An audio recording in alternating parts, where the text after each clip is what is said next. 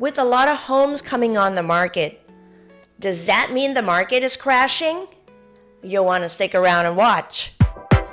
This is Kasama Lee, your community realtor. By the end of this video, you are going to learn about why this market that looks a little scary and reminds you of 2008 may not have the same ingredients at what caused the market crash. So stick around and watch. You may have noticed that in the past few months, there are more homes coming on the market now more than ever.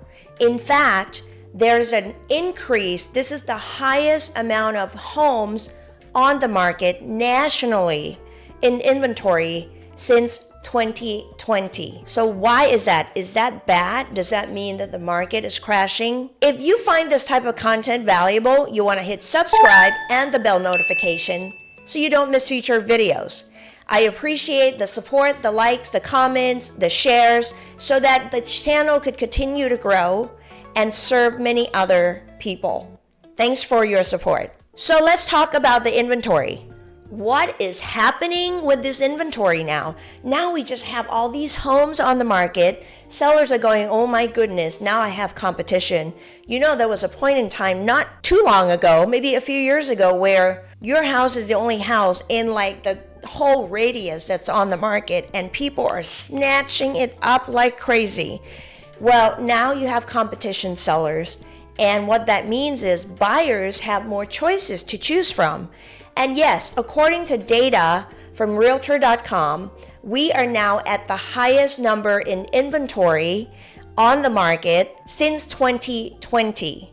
Now, is that bad or is that good? One thing you have to realize is that with the increase in inventory that we're experiencing, we are still way below the pre-pandemic level of inventory. So if you look at the chart, you can see that where we are is the white line, but if you look at it compared to pre-pandemic, it's still way below the gray level, which is where we were before the pandemic. So why is this not a problem to have more listings, homes on the market in inventory? So for some people, some skeptics might say, this looks like 2008. Do you remember 2008? That was when we actually had the pre-foreclosures bubbling up. Remember when the market crashed? Well, that is not the case here. We actually don't have a surplus of homes. We actually have a deficit that we are trying to climb out of. According to the chart that you can see, the red bars in the graph below show all the years where housing starts, all the new builds, didn't keep up with household formation going all the way back to 2012.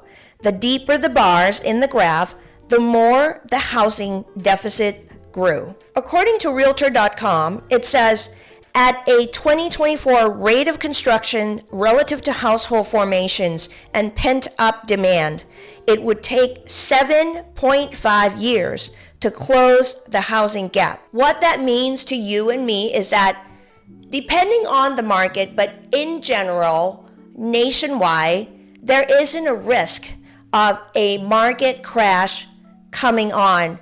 There's still not enough inventory for the demand that is coming on the market. And what's in it for you as the buyer is you want to take advantage of this opportunity and get into a home. Talk to your trusted lender and real estate agent in your area. And if you need one and you don't have one, feel free to email me at kasama@kasamasells.com. I would be more than happy to get you connected with highly competent individuals who will get you started and see you through all the way to the end. In fact, that is what we take pride in doing, in serving many, many families in Napa and Solana counties. Thanks for watching.